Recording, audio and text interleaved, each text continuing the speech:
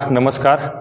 आपण सर्वांनी या निवडणुकीमध्ये आपल्या शक्य तेवढी चांगल्या पद्धतीनं माझी भूमिका मांडायचा आपण सगळ्यांनी प्रयत्न केला, त्याबद्दल आमच्या सर्वांच्या वतीनं मी आपल्या सर्वांचे धन्यवाद व्यक्त करतो. खरं तर ही निवडणुकीचा निकाल झाल्यानंतर खरं तर माझ्यासारख्या एखाद्या कार्यकर्त्याला प्रश्न पडतो की हे निवडणूक म्हणजे निवडणुकीची ही यंत्र म्हणजे EMला यंत्र म्हणून बघायचं का षडयंत्र म्हणून बघायचं, असं माझ्यासमोर प्रश्न पडतोय. कारण की या निवडणुकीचा निकाल ज्यावेळी बघितल्यानंतर मी सुद्धा आश्चर्यचकित झालो की ज्या भागामध्ये मी सातत्यानं काम करतोय, सातत्यानं गेली 5 वर्ष मी व्यक्तिशः आणि त्याच्या अगोदर आदरणीय सदाशिव भाऊ आम्ही मिळून काम करतोय, इतका ड्रास्टिक चेंज असेल असं मला एका सेकंदसुद्धा वाटलं नाही. आजपर्यंतच्या जेवढ्या झालेल्या निवडणुका आणि ही निवडणुकीमध्ये सगळ्यात मोठं की पडलेल्या मतदानापेक्षा मताधिक्य जास्त आहे अशी पहिली निवडणूक आपल्या या खानापूर विधानसभा मतदारसंघातली झाली. खरं तर मला तर असं वाटतं की निवडून आलेल्यांना सुद्धा आश्चर्य वाटलं असेल की एवढं मताधिक्य त्यांना कसं मिळालं, असं या निवडणुकीच्या संदर्भात मला वाटतं. खरं तर इतके प्रश्न होते, म्हणजे पक्षफोडीचा विषय होता, महिलांच्या अत्याचार होते, ढासळलेली कायदे व्यवस्था होती, शेतीमालाला दर नव्हता, उद्योग गुजरातला गेले म्हणून ओरड होती, बेरोजगारी, महाराजांचा पुतळा पडलेल्याचा विषय, अनेक या ना त्या प्रकारे अनेक गोष्टीची नाराजी असताना सुद्धा मग महाविकास आघाडीला एवढं पाठीमागं जाणं म्हणजे लोकांनी मतदान केलं का नाही हे वाटण्यासारखी परिस्थिती इथं आहे. आपल्या मतदारसंघात तर आपण बघितलं असेल की 1/3 मतं आम्हाला पडत होती आणि 2/3 मतं त्यांना पडत होती. आपल्या सगळ्यांना माहिती, निवडणुकीच्या दरम्यानच्या काळामध्ये एकंदरीत वातावरण, मिळत असलेला प्रतिसाद, सर्व प्रकारे लोकांच्यातून उठाव, या सगळ्याचा विचार केल्यानंतर माझ्यासारख्याला प्रश्न पडतो की मीच मला मतदान केलं का नाही अशी परिस्थिती माझ्यासारख्या कार्यकर्त्यावर होते. आज आता कुणाकडे बघायचं ते बघताना संशयानंच बघावं लागते. अगदी घरीसुद्धा असं वाटतं की मंडळीने मला मतदान केलं का नाही अशी परिस्थिती या निमित्तानं ह्या मतदारसंघात आहे. खरं तर इतकं मोठं षडयंत्र या पाठीमागं आहे. कारण की ते उमेदवार जे निवडून आलेत ते स्वतः म्हणत होते की 2-5 हजारामध्ये काहीतरी कमी जास्त होईल आणि तोच उमेदवार 78,000 मताच्या फरकाने निवडून येतो. आजपर्यंतच्या सगळ्या निवडणुका जर बघितल्या, 1960पासून जर महाराष्ट्र स्थापन झाला आणि मतदारसंघ म्हणजे निवडणुका महाराष्ट्रातल्या घेतल्या तर आपल्या मतदारसंघात 2 उमेदवार, 2 नेतेमंडळी एका बाजूला असल्यानंतर तिसऱ्याचा पराभव होतो अटळ आहे.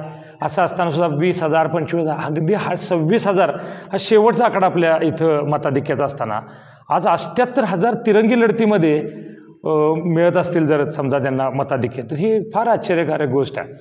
ठीक आहे, नाराजी असावी किंवा आम्ही संपर्कात नाही आहोत म्हणा किंवा त्यांच्या अनिल भाऊ नाहीत म्हणून सहानुभूती असावी, पण सहानुभूती 78,000 मतापर्यंत वाढेल अशी कुठल्याच परिस्थिती त्या निमित्तानं आम्हाला जाणवत नव्हती.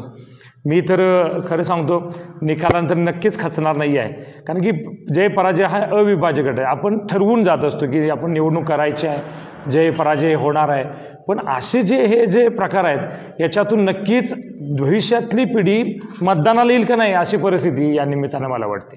नवीन लोक तर मतदान येणार का नाही. आज कार्यकर्त्याच्या मनामध्ये अशी भावना आहे की मग आपण कशासाठी राजकारण करतोय, कशासाठी हे सगळं चाललंय. कारण आपल्या मताला जर तिथं किंमत नसणार आहे, दिलेल्या मताचं काउंटच होणार नसेल तर आपण कसं पुढच्या निवडणुका करायची ही परिस्थिती विदारक आहे. जनतेचा कौल म्हणून मान्य करावं तर जनताच अनभिज्ञ आहे याच्या संदर्भात, की जिथं जातोय भेटतोय लोक, हजारो लोक मला कालपासून भेटायला येत आहेत. सगळेजण म्हणतात ह्या आमच्या गावामध्ये असं झालंय की गावामध्ये 1,000 मतदान आहे, पार्टी म्हणून आम्ही 50% काय 40% असू, आम्हाला 400 सुद्धा मतं तिथं पडायला नाहीत, 300 आणि 200 मतं मिळाले. काय ठिकाणी वासुंबेसारखं गाव आहे, दोन्ही बूथवर एकसारखेच आम्हाला मतं मिळाले. काही ठिकाणी EVMच्या म्हणजे जेवढं मतदान झाले त्याच्यापेक्षा जास्त काउंट दाखवतो. अनेक असे ड्रास्टिक चेंज म्हटलं तर वावगं ठरणार नाही ह्या सगळ्या याच्यामध्ये आहे. आणि खरंच माझ्यासारख्या उमेदवाराला असं वाटतं की इथून पुढच्या हे जर उभा राहायचं असेल किंवा निवडणूक करायची असेल तर EVM असेल तर अर्जच नाही भरला पाहिजे, असं परिस्थिती आज माझ्यासारख्या कार्यकर्त्यावरून ठेपलेलं आहे. खरं तर मी माझ्या परीनं मागच्या 5 वर्षात चांगल्या पद्धतीचं काम करायचं, लोकसंपर्क ठेवला, सुखदुःखात गेलो, अडीअडचणी सोडवायचा प्रयत्न केला, मला जेवढी काय सत्ता होती त्याचा कमाल मर्यादापर वापर केला, संस्थात्मक कार्य चांगलं केलं, चांगली निवडणूक उभा करायचा प्रयत्न केला, चांगल्या पक्षाचं चिन्ह मला मिळालं, सगळे नेते मंडळी माझ्याबरोबर होती. आटपाडी तालुक्यामध्ये प्रत्यक्ष अनेक लोकांनी मदत करूनसुद्धा जर एवढा फरक होत असेल तर मग निवडणूक करायची की नाही हा प्रश्न खरं तर आमच्या सगळ्यांच्या समोर पडतोय. आता आपण बघताय अख्ख्या महाराष्ट्रामध्ये ही परिस्थिती आहे. त्यातल्या त्यात महाविकास आघाडीच्या बाबतीत आपण जर बघितलं असेल तर काल सकाळीपर्यंत ज्यावेळी आकडेवाढी येत होते त्यावेळी 140 145 महाविकास आघाडीने तेवढंच महायुती मागं पुढं दाखवत होते. आणि 10-11 नंतर का कुणास ठाऊक काय बदल झाला आणि 230-35 पर्यंत जर महायुतीला जर मॅन्डेट मिळत असलं तर कुठंतरी विचार करण्यासारखी परिस्थिती आज महाराष्ट्रातल्या जनतेवरती आहे. मला हजारो कार्यकर्ते भेटले, हजारो जणांचे फोन आले की ह्याच्यावरती काहीतरी आपण उठाव केला पाहिजे, आपण काहीतरी बोललो पाहिजे, आपण काहीतरी सांगितलं पाहिजे आणि काही करून बॅलेट पेपरवरती भविष्याला निवडणूक झाली पाहिजे अशी परिस्थिती आज लोकांच्या भावना आहेत. आज जर तुम्ही शहरामध्ये किंवा मतदारसंघामध्ये फिरला तर तुमच्या लक्षात येईल जर त्यांना 1,53,000 मतं पडत असतील तर किती मोठ्या प्रमाणात जल्लोष आणि किती मोठ्या तेवढे लोक तर रस्त्यावरती दिसले पाहिजे. 1,53,000 आज परिस्थिती त्यांचे जे मुठभर जे कार्यकर्ते जे नेहमी असतात त्याच्या व्यतिरिक्त कुणीही तिथं वेगळ्या ह्याच्या जल्लोषात दिसत नाही. आज दिवसभरात मी शहरात फिरत विटे शहरात फिरत होतो की ज्या शहरांच्यात मी जन्माला आलो वाढलो मला शहरानं मोठं केलं आज जे काय मी आहे त्यावेळी शहराचा फार मोठा वाटा आहे. आज अशी निस्सीम शांतता शहरामध्ये पसरलेली दिसत होती. कुठेही उत्साह नव्हता. लोक स्वतःलाच नावं ठेवायला लागले की आम्ही काय केलं कोणास ठाऊक, आम्हीच मतदान करायला फसलो का काय, अशी भावना लोकभावना या निमित्तानं आहे. याचा कुठेतरी विचार झाला पाहिजे. आता असीम शिरोदे असतील ना अनेक सगळे पक्षाचे अनेक नेते मंडळी असतील म्हणजे महाविकास आघाडीचे ते प्रत्येकजण आपापल्या परीनं न्यायालयात जाऊया कुठेतरी EVM विरोधात विरोध करूया किंवा हे काय झालं ह्याचं विश्लेषण करण्याच्या निमित्तानं प्रयत्न करतायत. पण मला ह्याच्यातून एकच सांगायचं की भविष्यामध्ये लोकशाही या देशात जिवंत राहते का नाही अशी परिस्थिती या निमित्तानं आमच्यासारख्यांच्यासमोर येते. कोल्हापूर जिल्ह्यातलं उमेदवार तुम्ही कोल्हापूर जिल्ह्यातलं जर सहज उदाहरण म्हणून तुम्हाला सांगतो. आज तिथं बघितलं असेल की जे सगळे महायुतीचे उमेदवार निवडून आले त्याचे नौखे होते जे नवीन होते त्यांना सरासरी सगळ्यांना 136 136 133 134 134 असं सगळीकडे मतदान पडले आणि जुने त्यांचे होते त्यांना 144 145 148 पडले. असं सगळ्याच मतदारसंघात एकसारखा ट्रेंड कसा राहू शकतो? सगळ्याच मतदारसंघात जेवढे मतदारसंघ 4 आणि 4 8 विधानसभा क्षेत्रामध्ये असा ट्रेंड असूच कसं शकतो की 5 ठिकाणी 136 131 ते 134च मतदान 5 विनिंग उमेदवाराला पडत आहेत आणि जे जुने आहेत जरा 3 टर्म 4 टर्म असे आहेत त्यांना 144 145 148 पडतात. कुठंही व्हेरिएशन दिसायला नाही. आपल्याकडे पण असं आलं की 1/3 मतं आम्हाला पडत आहेत आणि 2/3 मतं त्यांना पडत आहेत. आणि सगळीकडं म्हणजे कुठलाही जर बूथ बघितला माझ्यामध्ये 10 का 15 बूथवरती फक्त आम्ही लीडमध्ये आहोत. ते पण लीड अगदी 25-50 मताच्या आसपासचं लीड आहे आणि त्यांना पडताना मात्र 250 300 400 मताचं मताधिक्य मिळते. एखाद्या छोट्या गावामध्ये 600 700 700 मताचं मताधिक्य मिळत असेल 1,500-2 हजार मताच्या गावात तर आम्ही राजकारण काय करतो असा प्रश्न आम्हाला पडतो. आता त्या गावामध्ये एखादा आमचे सरपंच आहे तिथे एक आता वेजेगावसारखं गाव आहे तिथं सरपंच अख्खी बॉडी आमची निवडून आले तिथं सुद्धा 600 मताचं लीड 500 मताचं लीड त्या पार्टीला पडत असेल मग आम्ही राजकारण कसं करतो आम्हाला प्रश्न पडतो. आज कार्यकर्त्याच्या मनामध्ये इतकं दुधा मनस्थिती आहे की इथून पुढच्या काळामध्ये इलेक्शन्स करायचे कसे. सुरुवातीच्या काळात धनशक्ती विरुद्ध जनशक्ती असं आम्हाला वाटत होतं. धनशक्ती तिकडे भरपूर आहे जनशक्ती इथं आहे पण धनशक्ती बरोबर ही UM त्यांच्यावर आहे आणि UM मॅनेज त्यांच्यावर असते ही पद्धत ही नवीनच आम्हाला बघायला मिळाली. आणि खरं तर माझ्यासारख्या कार्यकर्त्यानं भविष्यात निवडणुका कराव्या का नाही अशी परिस्थिती आहे. तरी पण हारणारा वैभव पाटील नाही आहे. मला खात्री आहे पुन्हा एकदा जोमानं मला उभा राहायचं आहे. फक्त वाटतं एवढीच इच्छा की UM तेवढं नसावं नाही तर माझा जोम किती जरी असला आणि पुढे UM मॅनेज होणार असलं तर निवडणुका करायची का नाही अशी परिस्थिती माझ्यासारख्या कार्यकर्ते होत. आता नवीन कार्यकर्ते अनेक माझ्यावर जोडलेत अनेक लोक माझ्याबरोबर आले अनेक जणांनी साथ दिली प्रत्यक्ष अनेक जणांनी मदत केली. सगळ्यांचे आशीर्वाद माझ्या पाठीशी आहे गुरुजनांचा आशीर्वाद आहे. अगदी हितचिंतक भरभरून माझ्या बरोबर होतं. पक्षानं भरपूर साथ दिली अनेक गोष्टी चांगल्या करून सुद्धा हा झालेला पराभव हा EVMचा विजय असं म्हणून मी या निमित्तानं डिक्लेअर करतो.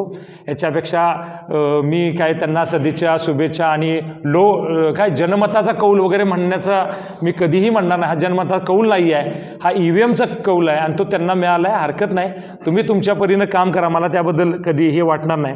पण या निकालानं मला असं वाटतं की जनतेचे प्रश्न सुटलेत का जनतेला प्रश्न पडलेत असा ह्या निकालावरती मी विश्लेषण करेन. जनतेचे प्रश्न सोडायसाठी सुटण्यासाठी हे मॅन्डेट दिले का जनतेच्या डोक्यामध्ये आता प्रश्न पडायला लागले की घडलंच कसं.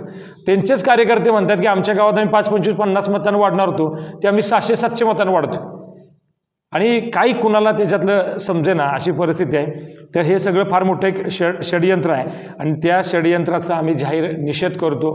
100% मला खात्री आहे की इथून पुढच्या काळामध्ये पुन्हा एकदा जोमानं आम्ही सगळेजण काम करू. मी लोकांच्या बरोबर राहणारा कार्यकर्ता आहे, लोकांच्यात राहणार आहे. कुठल्याही कार्यकर्त्याला अन्याय होणार नाही, कुठल्याही कार्यकर्ते अडवणूक होणार नाही, कुणाला कसलंही त्रास होणार नाही याची खबरदारी घेऊन नक्की पुन्हा एकदा जोमानं काम करायचा माझा निर्धार आहे आणि त्याला माझ्या सगळ्या कार्यकर्त्यांची साथ आहे. आणि आपण सगळ्यांनी पुन्हा एकदा सर्व मतदार बंधू भगिनींचं ज्यांनी मला मतदान केलं आणि करून ज्यांचं मत काउंट झालं आणि करून सुद्धा ज्यांची मतं नाही काउंट झाली त्यांचं सुद्धा या निमित्तानं मी धन्यवाद व्यक्त करतो. कारण तुमचं मत वाया गेलं नाही आहे, तुमचं मत EVM न खाल्ले, तुमचं मत वाया गेलं नाही. तुमचं सुद्धा धन्यवाद व्यक्त करतो. भविष्यात सगळे बरोबर राहावे एवढी अपेक्षा व्यक्त करतो. धन्यवाद. नमस्कार. EVM दादा, EVMच्या विरोधात आता तुम्ही सांगितले की EVMमुळे झालं असेल किंवा झाले, याच्या विरोधात तुम्ही पुढे काय ॲक्शन वगैरे असं काय कोर्टात? काल आम्ही सगळे जे पक्षाच्या वतीनं आमचे जे वकील होते त्यांनी आम्हाला ज्या काय सगळ्या गोष्टी सांगितल्या होत्या की हा ट्रेंड कसा आहे, असे जवळजवळ आमच्या राष्ट्रवादी शरदचंद्र पवार पक्षाच्या 60 ते 62 उमेदवारांच्या बाबतीत असं घडले. तर आम्ही सगळ्यांनी काय अर्ज आम्हाला करायचं त्यांनी सांगितलं होतं, काय पोच घ्यायला सांगितलं होतं, ते सगळे अर्ज देऊन आम्ही पोच घेतलेले आहेत. आता त्याच्यावरती आमचे कायदेशीर सल्लागार योग्य प्रकारे न्याय मागायचा प्रयत्न करणार आहेत. परंतु इतकं मोठं षडयंत्र आहे की काही म्हणजे जे मागल त्याला नाहीच म्हणावं अशी परिस्थितीत समोर येते. एवढं ड्रास्टिक चेंज होणारच नाही. म्हणजे अगदी नाही का आदल्या दिवशीपर्यंत म्हणजे तुम्ही 2 दिवस अगोदर 70,000 निवडून येऊ शकता असं सांगतोच कसं विरोधी उमेदवार सांगायचे, 70,000 मतांनाच निवडून येऊ, एवढं कसं परफेक्शन? तुम्ही विट्यामध्ये 5,000 कमी पडताय, मी नागेवाडीत 7,000 वाढतोय, मी ह्या जिल्हा परिषद एवढ्यानं वाढतोय, मी त्या जिल्हा परिषद तेवढ्यानं वाढतोय. आटपाडीचे एक नेते आहेत त्यांची सांगत होते मिनिमम 20,000 मताच्या मताधिक्यानं मी निवडून. अहो साधा विषय आहे की राजेंद्रनाथ देशमुख माजी आमदार आहेत, एवढा मोठा स्टेक त्यांचा त्या तालुक्यात असताना अख्ख्या मतदारसंघात 13-13,500 मतदान त्यांना होतं. 13,500 राजेंद्रनाथसारख्या माणसाला. खरसुंडीमध्ये एका बूथवर 0 मतं पडतात. म्हणजे विचार करण्यासारखी गोष्ट आहे. माझ्याबरोबर एक सहकारी उमेदवार होते संभाजीराव पाटील, त्यांची सासरवाडीमध्ये पारे आहे, 0 मतं पडलेत. म्हणजे सासरा सासूनं सुद्धा त्यांना मतदान केलं नाही अशी परिस्थिती. आज आता वंचितच्या उमेदवाराची काय परिस्थिती आहे, इतर उमेदवारांची बघा. नोटाला मागच्या वेळी 10% जवळजवळ 2-2.5 हजार मतदान नोटाला झालं होतं, 260 मतदान नोटाला होतं. एवढी लोकशाही प्रगल्भ झाली का लगेच आपल्या मतदारसंघात की नोटाला नाही बाबा कुणाला तर द्यायला पाहिजे. आज इतर उमेदवारांची बेरीज करा तुम्ही, सगळ्या उमेदवारांची बेरीज केलं तुमच्या लक्षात येईल. एवढं असं काय म्हणजे इतका स्विंग कसा घडू शकतो की काल परवापर्यंत काहीच नव्हता. पोलीस रिपोर्ट पॉझिटिव्ह सांगतोय, पत्रकार महोदय मला फोन करून पॉझिटिव्ह सांगतायत, आमचा सर्वे चालू आहे, आमचे कार्यकर्ते बोलत आहेत. ठीक आहे, फसगत व्हावी, चला वर दिसताना वातावरण खाली नसावं. 2-5% 2-5% ठीक आहे ना, मी समजून घेऊ ना. 20-20 आणि 30-30% फरक म्हणजे राजकारण हे कुठल्या लेवलला हे करायचं विचार करण्यासारखं गोष्ट. त्यांचा कुठलाही कार्यकर्ता आत्मविश्वासात सांगून नव्हतं शेवट 2,000 नाही येईल ना, 500 नाही येईल ना, 1,000 नाही येईल, 5,000 ठीक आहे, 5-25 हजाराचा सुद्धा मी फरक मान्य केला असता. पण मला पडलेल्या मतापेक्षा मताधिक्य जास्त असणं, मला 75,000 खातिर मतं पडलं आहेत आणि त्यांना 78,000 मतांना जो निवडून येत असल्या तर विचार करण्याची गोष्ट आहे. स्वतः अनिल भाऊ असताना मागच्या वेळी सगळी एकत्रित असताना 1,16,000च्या आसपास त्यांची बेरीज जाते. मागच्या वेळेपेक्षा फक्त 10,000 मतं वाढली. मागच्या 2,40 झालं, हे 2,50 झालं. सगळी एका बाजूला असताना 1,16 आणि आता इतकं बदल होऊन त्याच्यात एखादी उमेदवारी होती, एक प्रत्यक्ष कोणातर बरोबर चालत आहेत आणि असं असताना सुद्धा एवढी मतदान होणं म्हणजे विचार करण्याचं. एवढं 1,53,000 मतदान म्हणजे जिल्ह्यात कुणाला मतदान झालं नसेल एवढं मतदान झालं. काय नेमकं आम्हाला विचार करण्यासारखी गोष्ट आहे. 100% तो स्कॅमच आहे. आता आपल्या ह्याच्यात 42,000 फक्त लाडकी बहिणीचे फॉर्म भरलेले आहेत. 42,000. आता सगळ्याच लाडक्या बहिणी त्यांच्या कशा असू शकतात लाडक्या राज्यात ना पूर्ण. आता बघा ना, सकाळपर्यंत जर 140-150 असा रेंजमध्ये असणारे पक्ष झट दिशे जातात. व ते सांगतात त्यांनी जेवढे उमेदवार उभा केले तेवढे निवडून आले. एक सुद्धा पडू शकत नाही. 149 बीजेपीचे 135 का 33 निवडून आले. शिंदे साहेबांनी जेवढे उभा केले तेवढे सगळे निवडून, एक पडलंय, बाकी सगळे निवडून आले. म्हणजे अजितदादा जेवढे उभा म्हणजे काय कुठे काहीतरी प्लस मायनस कुठेतरी मागं पुढं. पण मताचं सुद्धा बघा, जेवढे काँग्रेस राष्ट्रवादी म्हणजे महाविकास आघाडीचे उमेदवार निवडून आलेत 15, 20, 25,000, 30,000 जास्तीत जास्त 20-25,000 म्हणजे फार मोठं. आणि त्यांचे सगळे उमेदवार 70, 75, 40 त्याच्या खाली उमेदवारच नाही. एवढं असा कसा फरक असू शकतो? एवढं काय? पण लोकसभेचा झटका आता 31 जर खासदार ज्यावेळी महाविकास आघाडी निवडून येतात 4 महिन्यात 6 महिन्यात असं काय झालं? एवढा फरक असू शकत नाही ना राजकारणामध्ये. त्यामध्ये ह्या सगळा स्कॅम आहे आणि हा स्कॅम फक्त लाडकी बहिणीच्या नावाखाली खपवायचा हा डाव दिसतोय. तरी पण आम्ही सगळे खंबीरपणे याला सगळ्या सामोरं जाणार आहे. ताकदीनं पुरुषातल्या सगळ्या गोष्टी करायला आम्ही हे आहोत. पण ह्या निकाल मात्र अगदी भविष्यामध्ये राजकारण करायचं का नाही असा प्रश्न पडावा अशा पद्धतीचा आहे. मग थोडं ह्याच्यात आम्ही जाहीर निषेध करतो. भविष्यात काम करू एवढेच या निमित्तानं सांगतो. काल आम्ही मतमोजणीच्या वेळेला आमच्या वतीनं आणि पक्षाच्या वतीनं 4 हरकती अर्ज दाखल केले. 4 तक्रारी त्या ठिकाणी आम्ही नोंदवलेल्या आहेत. त्यामध्ये एका मशीनच्या बाबतीमध्ये परिस्थिती अशी होती की त्याचं रिअल टाईम बरोबर दाखवत नव्हतं. त्यावेळेला आम्ही प्रश्न उपस्थित केला होता की ह्या मशीनचं जर रिअल टाईम बरोबर दाखवत नाही तर पुढच्या आकडे बरोबर दाखवतंय हे आम्ही कशावरून समजायचं. त्याच्या बाबतीमध्ये देखील त्या तांत्रिक अधिकाऱ्यांना त्याचं फारसं समाधानकारक उत्तर देता आलेलं नव्हतं. त्याच्यानंतर विट्यामध्ये जे आमच्या अगदी 100% सगळेच बूथ आम्हाला तशी खात्रीची होती. आम्हाला माहिती होतं की कशी मतं पडतील. आम्ही काम काय केलेलं आहे, वातावरण काय हे आम्हाला नक्की माहीत होतं. परंतु त्यातले आमचे काही जे शॉर्ट बूथ होते त्या बूथचे नंबर टाकून देखील आम्ही त्यांना एक अर्ज दिलेला होता की ह्या बूथचा आम्हाला तुम्ही व्हीव्हीपॅटमधल्या चिठ्ठ्या मोजून दाखवा. परंतु त्या देखील त्यांनी आम्हाला त्या ठिकाणी सांगितलेलं होतं की नियमानुसार अशा पद्धतीने आपल्याला करता येणार नाही. त्यामुळं त्या सगळ्या बाबतीमध्ये आम्हाला प्रचंड शंका आहे या सगळ्या मतमोजणीच्या किंवा या मॅनेजमेंटच्या बाबतीमध्ये. आणि या सगळ्याचा आम्ही तीव्र निषेध करतो. आणि आम्हाला आमच्या पराभवाचं दुःख नाही परंतु आम्ही लुबाडलो गेल्याचं मात्र दुःख मोठं आहे. आमची मतं चुकीला गेल्याचं दुःख आम्हाला खूप मोठं आहे. म्हणजे काउंटिंगला गेले होते तर पोस्टलचा जो रेशो आहे अगदी आपण तसा जरी धरला तर ईव्हीएममध्ये फार मोठा बदल आहे. ज्यावेळी ते ईव्हीएम मशीन आहे त्या चार्ज करून आणून दिलेलं होतं आणि चार्ज केल्यानंतर काय होतं त्या वापरल्यानंतर त्याची बॅटरी कमी होती. त्या मशीन न चार्ज करता परत पॅक करून ह्याच्यामध्ये ठेवल्या जातं आणि ज्यावेळी मशीन काढल्या जात होत्या त्या फुल चार्ज होत्या मशीन सगळ्या. आवाज माणदेशाचा, माणदेशातील प्रत्येकाचा. माणदेश प्राईम सबस्क्राईब करा आणि अपडेट रहा. नवीन व्हिडिओच्या नोटिफिकेशनसाठी बेल आयकॉनचं बटन दाबा. धन्यवाद.